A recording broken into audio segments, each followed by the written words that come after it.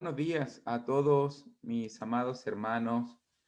Gracias por esta oportunidad, por poder nuevamente verles y poder compartir un poquito, un poquito de su palabra, de seguir conociendo a Jehová, nuestro pastor, y seguir enamorándonos de Dios, ya que a través de este salmo conocemos que podemos dejar las cargas de la vida en Él y que Él siempre nos va a ayudar. Hoy día vamos a seguir trabajando con el versículo 4 y fíjese muy bien que hay otra frase. Ya hemos hablado de la carga del sepulcro, hemos hablado obviamente el temor de la muerte, hemos hablado de la tristeza, pero fíjese muy bien que leí una historia que me conmovió mucho, mucho, de una ancianita. La historia comienza así, quiero quiero leérsela un poquito, para que usted más o menos piense, porque de esta carga vamos a estar hablando en el día de hoy. Un joven trabajaba en una farmacia mientras estudiaba en su universidad de los Estados Unidos. Su trabajo consistía, el trabajo de este joven era hacer entrega en algunos hogares de ancianos, sobre todo en unos suburbios cerca ahí en su ciudad. Además de eso, de estas entregas diarias que tenía que hacer, cada 4 días tenía que hacer una entrega muy especial. Ese día él se echaba al hombro una gran botella de agua y la llevaba más o menos 50, 80 pasos a un edificio que quedaba detrás de la farmacia. Cada 4 días. La clienta era una ancianita de unos 70 años que vivía sola en una habitación oscura, con escaso mueble, falta de aseo, bien descuidado todo.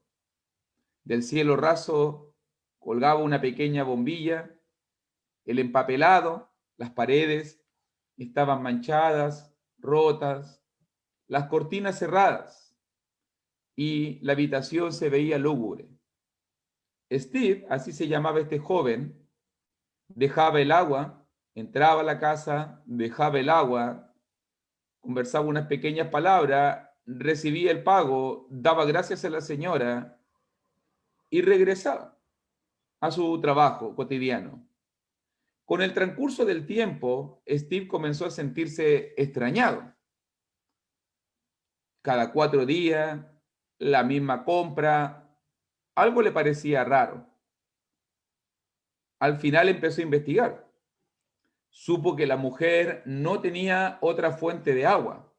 Dependía solamente de la entrega de esa botella de agua para poder lavar, para poder bañarse, para poder beber durante 4 días. Era extraño, una extraña elección. El agua municipal, diríamos nosotros el agua de la cañería, del tubo, era más barata. La ciudad le hubiera facturado de 12 a 15 dólares mensuales, dice la historia.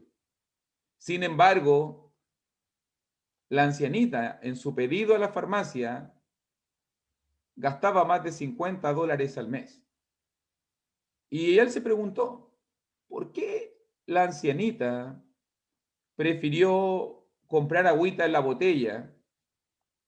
¿Por qué prefería eso y no eligió la alternativa más barata? Bueno, la respuesta estaba en el sistema de entrega, ya que el agua municipal costaba menos, pero la ciudad enviaba solamente el agua, no enviaba a la persona. Ella prefería pagar más y ver un ser humano que pagar menos y no ver a nadie. La ancianita no tenía a nadie más. A la única persona que tenía era a ese joven que cada 4 días le llevaba una botella de agua. ¿Podrá alguien estar tan solo como esa ancianita? ¿Te fijas la historia? Porque hoy día vamos a estar hablando acerca de una de las cargas también difíciles de soportar, que es la soledad. ¿Has sentido eso alguna vez? Cuando pensamos en la palabra soledad, inmediatamente nos complicamos. Comienza un cosquilleo, ¿cierto? La palabra soledad incomoda la vida de las personas. Podemos a veces incluso estar rodeados de gente. Aún así, igual sentirnos solos. Yo sé de eso, me imagino que usted también lo sabe. Las vueltas de la vida, las volteretas de la vida me han puesto, y sé que nos han puesto a muchos de nosotros, en la soledad misma, ¿cierto? Complicado. Pero de esa carga vamos a estar hablando en el día de hoy. Fíjese muy bien que David también, cuando pensamos en el Salmo 23, David también pasó por la soledad. Si tú miras algunos de los salmos, por ejemplo, aquí muy cerquita del Salmo 23, en el Salmo 25, mire, por ejemplo, en el Salmo 25, 16, ¿cómo lo dijo David? David va a decir, yo también estuve ahí. ¿Te has sentido solo? ¿Te has sentido abandonado? ¿Has sentido que no puedes contar con nadie? ¿Te has sentido que estás solo en este mundo? David dice en Salmo 25, 16, mírame y ten misericordia de mí, porque estoy solo y afligido. Mira cómo estaba este hombre. Estoy solo y afligido. También, otro salmo que también nos cuenta un poquito de eso, si me acompañas también en Salmo capítulo 6, mira cómo lo dice también, si tienes tu Biblia a mano y quieres acompañarme, Salmos capítulo 6 también. Y en el versículo 6 y 7, ¿te habrás sentido alguna vez así como se sintió David? Salmo 6, versículo 6 al 7 dice, me he consumido a fuerza de gemir. Todas las noches inundo de llanto mi lecho. Riego mi cama con lágrimas. Mis ojos están gastados de sufrir. Se han envejecido a causa de todos mis angustiadores. ¡Wow! ¡Qué tremenda prueba la que David nos está mostrando! Gemidos, inundar su lecho con llanto, lágrimas. Mis ojos están gastados de sufrir, envejecidos. David sabe lo que es la soledad. Incluso si miramos también en el Salmo 35, estuve mirando muchos salmos cuando preparaba esta lección, pensando en los sentimientos que afloran y por qué David va a decir lo que va a decir, que va a ser de mucho ánimo para nuestra vida, mi querido hermano. En Salmo 35, en el versículo 13, mire cómo dice Salmos capítulo 35, versículo 13 al 17. Si no tiene Biblia, anótelo. Anótelo, lo puede leer después y va a recibir mucha más bendición. Para que así lo vea con sus propios ojitos, vea lo que la palabra nos va a decir. Y dice, por ejemplo, Salmos 35, 13 en adelante. Pero yo, cuando ellos se enfermaron, me vestí de cilicio, afligí con ayuno mi alma, y mi oración se volvía a mi seno. Como por mi compañero, como por mi hermano andaba, como el que trae luto por madre, enlutado me humillaba. Pero ellos se alegraron en mi adversidad y se juntaron contra mí gentes despreciables. Yo no lo entendía. Me despedazaban sin descanso, como lisonjeros, escarnecedores y truhanes, crujieron contra mí sus dientes. Señor, ¿hasta cuándo verás esto? Rescata mi alma de sus destrucciones, mi vida de los leones.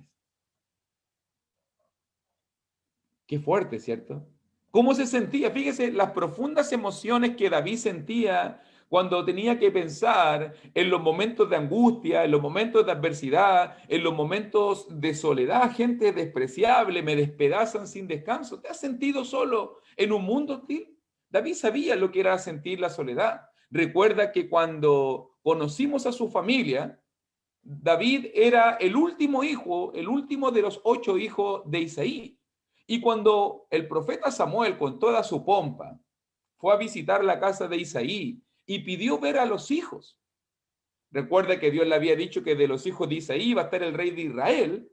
En ese momento nadie notó a David, nadie lo tomó en cuenta.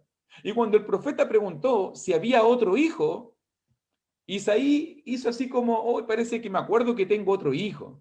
Sí, queda aún el menor, pero es el que apacienta la oveja. Dice en Primera de Samuel, capítulo 16, verso 11, por si acaso, cuando Isaí dice esas palabras. Su papá no lo tomaba en cuenta. Cuando Isaí usó la frase el menor, esa frase allí en Primera de Samuel 16 no era un cumplido. Lo que dijo literalmente era, también tengo a otro hijo, pero es un mocoso, como diciendo, no vale la pena. Algunos de ustedes tal vez fueron el hijo pequeño de la familia. Al hijo pequeño normalmente hay que aguantarlo, pero no perderlo de vista. Si tú te fijas en la casa de David, al hijo pequeño nadie lo cuidaba. ¿Cómo te sentirías tú en una reunión familiar? ¿Cómo te sentirías tú si sabes que va a haber un convivio familiar y tu nombre no está incluido? Nadie ha pensado en ti. Así le pasó a David. Nadie pensó en él, aun cuando venía el profeta más importante en ese momento de Israel. Nadie pensó en David. Las cosas no mejoraron cuando David siguió creciendo. Su inclusión en la familia real fue idea de Saúl. ¿Se acuerda que David llegó a ser yerno de Saúl? Pero note muy bien que también su expulsión de la familia real también se le ocurrió a Saúl. Si David no se agachaba, cuando Saúl comenzó a tener celos de David, David había quedado clavado en la pared por la lanza de este celoso rey. Pero David esquivó, eludió el golpe y corrió cuando quiso lancetearlo en la pared. Durante 10 años, David huyó, se refugió en el desierto, dormía en cuevas, sobrevivía como los animales, escondido. Lo odiaban y perseguían, como un chacal. Para David, la sociedad no era algo grato pensar. Todos me persiguen, todos me dañan, todos están en contra de mí. David puede decir, yo viví la experiencia de la soledad, ¿cierto? Pero déjame decirte, y este es el punto, que usted tampoco está ajeno, yo tampoco estoy ajeno a estos sentimientos. Todos sabemos, todos sabemos que no tenemos que estar solos para sentir la soledad. Fíjese muy bien que hace 2000 años, cuando se escribió, o 3000 años atrás, cuando se escribió el Salmo, la población de este mundo era de pocos millones de habitantes, hace más o menos 2000, 3000 años atrás. Hoy día, la población de este mundo tiene más de 7.000 millones de personas. Y aún así, aunque hay más de 7.000 millones de personas, seguimos sintiéndonos igual de solos. Si la soledad se curara con la presencia de personas, habría menos soledad hoy en día porque hay más gente. Pero usted lo sabe, la soledad permanece, ¿cierto? La soledad en nuestra vida. Una persona puede estar rodeada de gentes, puede estar rodeada de una iglesia y aún así sentirse solo. La soledad no es la ausencia de rostros. La soledad es la ausencia de intimidad. La soledad no proviene de estar solo, proviene de sentirse solo. Sentir como si usted estuviera enfrentando la muerte solo, enfrentando la enfermedad solo, enfrentando el futuro solo. Sea que ocurra en su cama en la noche, sea mientras se dirige a algún hospital, o en el silencio de una casa vacía, o en medio de un bar muy concurrido, la soledad se presenta con simples pensamientos. Me siento tan solo, tan desamparado. ¿Le importo a alguien? Fíjese muy bien que las bolsas de soledad se presentan en todas partes. Es una carga inevitable que muchos sienten. Están diseminadas en los pisos de los internados, hospitales, en los bares. Las arrastramos hasta las fiestas y generalmente las llevamos de regreso. La encontrará junto al escritorio del agotado trabajador, junto a la mesa de un ansioso comilón, en la cama del que encuentra compañía por una noche de lujuria. Probamos cualquier cosa para tratar de dejar nuestra soledad. Es una bolsa que queremos dejar muy pronto, pero nota muy bien. Muchos se apresuran, incluso hablo en los términos afectivos, y usted sabe de lo que estoy hablando. Muchos se apresuran hoy en día incluso a tomar malas decisiones por el temor a la soledad. ¿Cuántos no se metieron en grupos de amistades que no debían? ¿Cuántos se metieron en relaciones ilícitas? ¿Cuánta gente no hizo cosas que no debía hacer? Solamente por el miedo a la soledad. ¿Qué es la soledad realmente en el plan de Dios? Es lo que quiero preguntarme, ya que lo he sentido muchas veces en mi vida, en el pasado. ¿Qué es la soledad realmente? ¿Deberíamos desechar la soledad de nuestra vida en vez de apartarnos? ¿Qué tal si la miramos en su verdadero aspecto? ¿Podría ser que la soledad fuera un regalo de Dios en vez de una maldición? Y tal vez tú te preguntas, ¿qué? ¿Qué estás tratando de decir, Luis? No, no puede ser. La soledad agobia el alma, la soledad deja mi corazón vacío, la soledad me tiene deprimido. La soledad es cualquier cosa menos que un regalo de Dios. Quizás tenga razón, pero sígueme por un momento en una idea que la estuve pensando mucho cuando vivía en mi antigua ciudad donde nací, en el norte de mi país. Piensa un poco en la soledad. Estuve pensando una vez cuando pensaba en la soledad, ¿será la soledad la forma de Dios de llamar nuestra atención, de poder mostrarnos las cosas desde una perspectiva más correcta, más divina? Por ejemplo, leía por ahí una vez de las circunstancias y de las cosas que suceden cuando estamos en momentos de soledad y en momentos apartados. Escuché de un hombre que un día pidió prestado un auto a su amigo. La radio no funcionaba, pero sí tenía el aparato de discos compactos. Comenzó a mirar la colección de CDs de su amigo, buscando algún estilo de música muy parecido a lo que escuchaba él. A él le gustaba la música romántica, pero a su amigo no le gustaba la música romántica. Así que solamente encontró CDs de música clásica. Él dijo, wow, ¿qué pasó acá?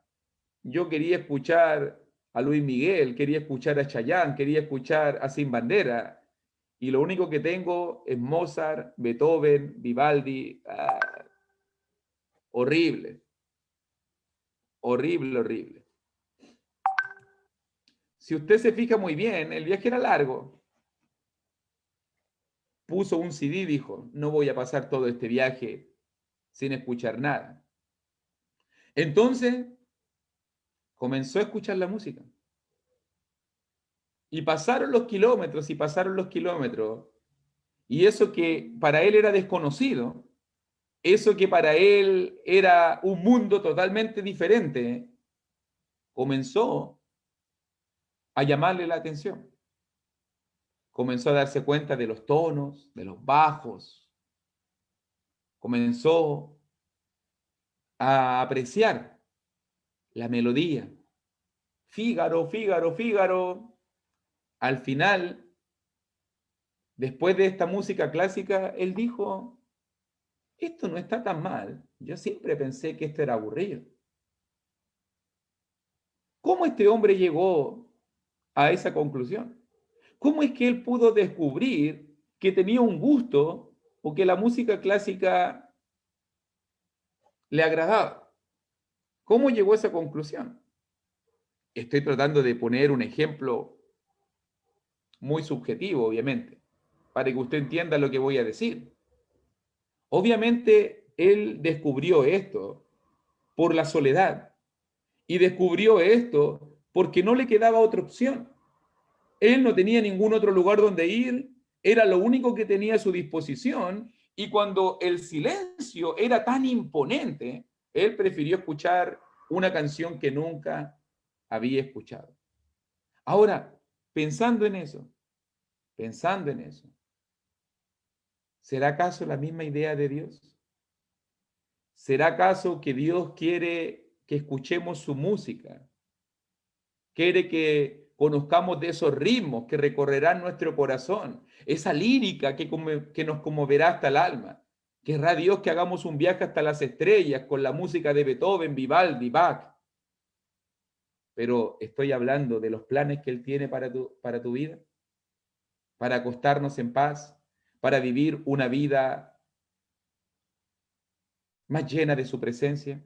Si tú te fijas muy bien, el salmista dice allí en Salmos capítulo 23, versículo 4, cuando sentía miedo, cuando sentía temor, cuando sentía tristeza, cuando estaba enfrentando el valle de la sombra de la muerte, en medio de todo ese pasaje hay una idea clave que tú tienes que ver. Tú estarás conmigo. Tú estarás conmigo. Muchas veces Dios tiene que librar todas las músicas molestas. Muchas veces se tienen que apagar todas las luces. Muchas veces tenemos que estar solos y ensimismados en la presencia de Dios para darnos cuenta que todos los sonidos retumban y que solamente la música de Dios es la que importa, que la presencia de Dios es la que importa. Y así como este joven en el viaje, comienzas a mirar la vida a través de los discos compactos y vienen los problemas. Un familiar muere, un amigo te desilusiona y se va, tu jefe te despide y queda cesante, sin dinero, con un futuro incierto, una familia que mantener, tu pareja tal vez no te entiende, tu esposa, tu esposo, y temes a una separación.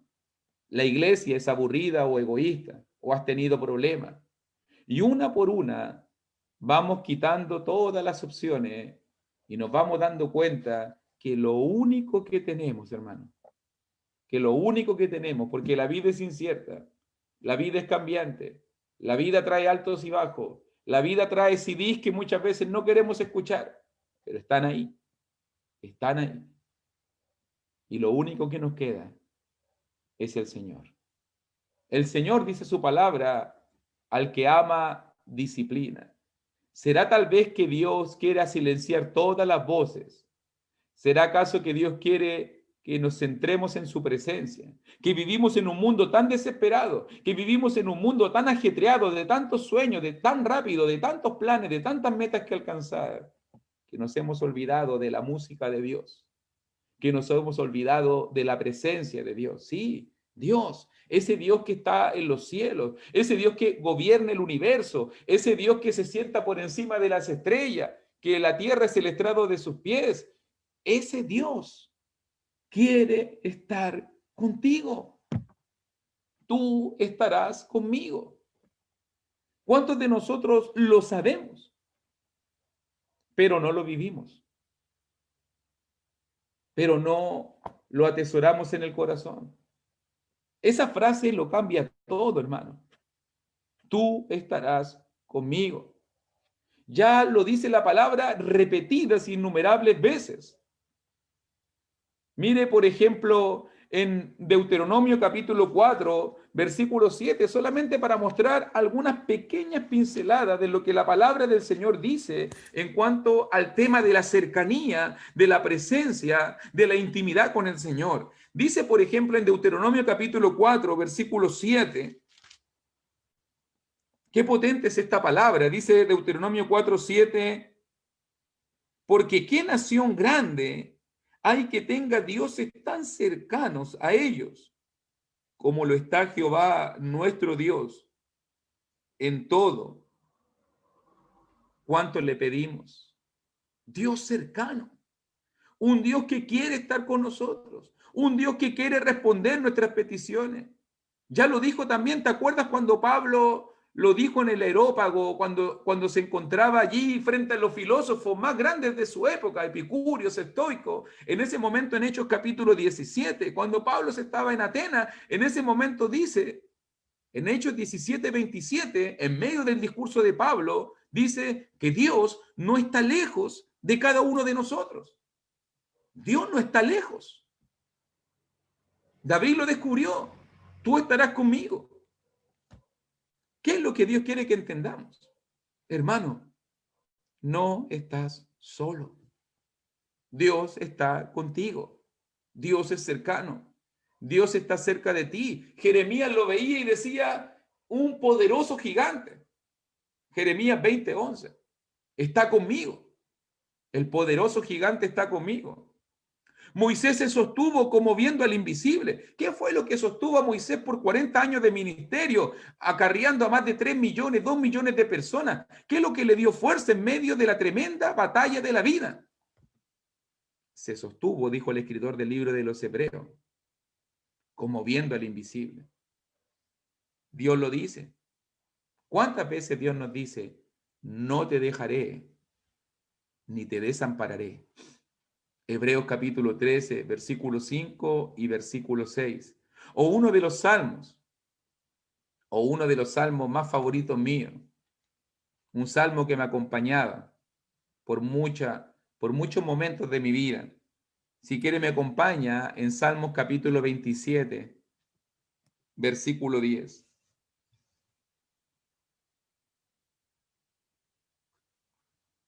Creo que la temática del Salmo 27 tiene que ver David enfrentando la soledad. Pero nota muy bien como lo dice en Salmos capítulo 27, versículo 10. Me lo repetía mucho cuando era pequeño, cuando estaba mucho más joven, cuando entendía que mi mamá me había abandonado, cuando entendía que mi papá me había abandonado y estaba solo. En ese momento leí este salmo y las lágrimas corrían por mis mejillas. Dice el Salmo capítulo 27, versículo 10, aunque mi padre y mi madre me dejaran, con todo Jehová me recogerá. Aún incluso en las circunstancias adversas de la vida, no estás solo, hermano. Eso es lo que uno descubre. El descubrimiento de David es el mensaje central de la Biblia, por decirlo de alguna manera. Jehová está con nosotros. Dios se ha puesto cerca de nosotros. Y cuando Dios está cerca de nosotros, todo es diferente. Cuando tú te sientes acompañado por Dios, todo cambia. Puedes enfrentar la muerte porque ya no estás solo. El Señor está contigo. Puedes enfrentar el desempleo y no importa, porque puedes enfrentarlo porque Dios está contigo. Puedes enfrentar graves luchas matrimoniales, puedes enfrentar deuda, puedes enfrentar la enfermedad, el dolor, el sufrimiento, puedes enfrentar lo que sea, porque sabes que no estás solo. Subraye esta frase, la frase de la lección del día de hoy. No estás solo. Dios está contigo. Tu familia se puede volver en tu contra, pero Dios no. Tus amigos te pueden traicionar, pero Dios nunca te va a fallar. Puedes sentirte solo en el desierto, pero no estás solo. Puedes estar sin gente, puedes encontrar gente a tu lado y sentirte aún solo, pero aún así sabes que Dios nunca te va a abandonar. Dio a su Hijo Jesucristo.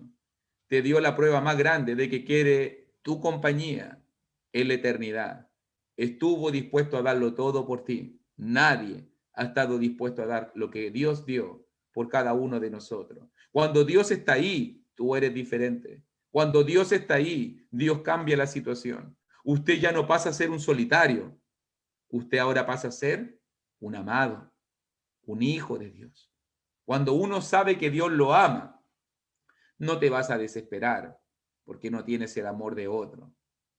Si tú te fijas muy bien, te ha pasado, a mí me ha pasado algunas veces, que cuando tienes hambre vas a comprar cualquier cosa a la tienda y al final terminas comprando cosas que no necesitas porque tienes hambre, porque está sonando tu estómago.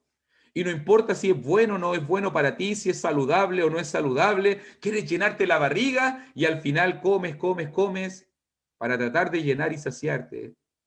Y decimos aquí, le echas cualquier cosa.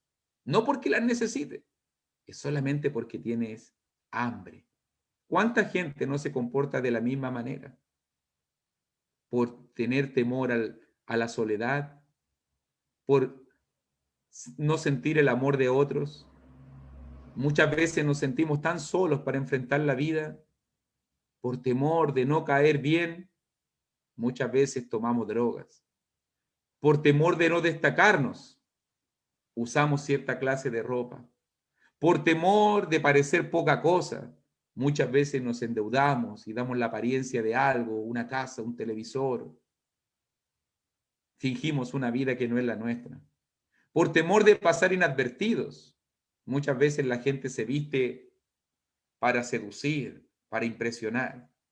Por temor de dormir solos, muchas veces la gente duerme con cualquiera. Por temor de no ser amados, buscamos el amor en malos lugares. Pero todo eso cambia cuando conocemos el perfecto amor de Dios. Ya lo dijo Primera de Juan 4:18, el perfecto amor echa fuera el temor. Cuando conoces el amor de Dios, cuando conoces a Jehová tu pastor, cuando entiendes el amor y lo que Él ha dado por ti, entonces tú vas a decir como David, tú estarás conmigo. La soledad. ¿Podría ser la soledad uno de los mejores dones, regalos de Dios?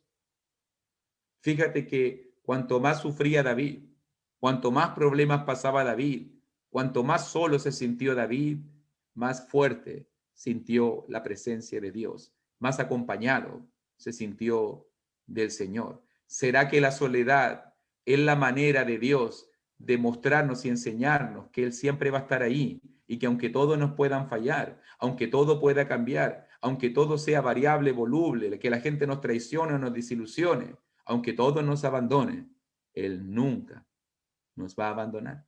¿Será que la soledad cumple ese plan, ese propósito en medio de la idea de Dios? Quiero dejarte esa idea. La aprendo aquí en el Salmo 23 y en la vida de David. Lo veo en mi vida. Entre más solo me siento, aunque ya no lo estoy, tengo mi familia, pero entre más solo me sentía, más fuerte sentía la presencia de Dios conmigo. No estás solo, no estás abandonado. Hay un Dios que lo ha dado todo por ti, que lo ha dado todo por mí. Que Dios te bendiga y gracias por la oportunidad.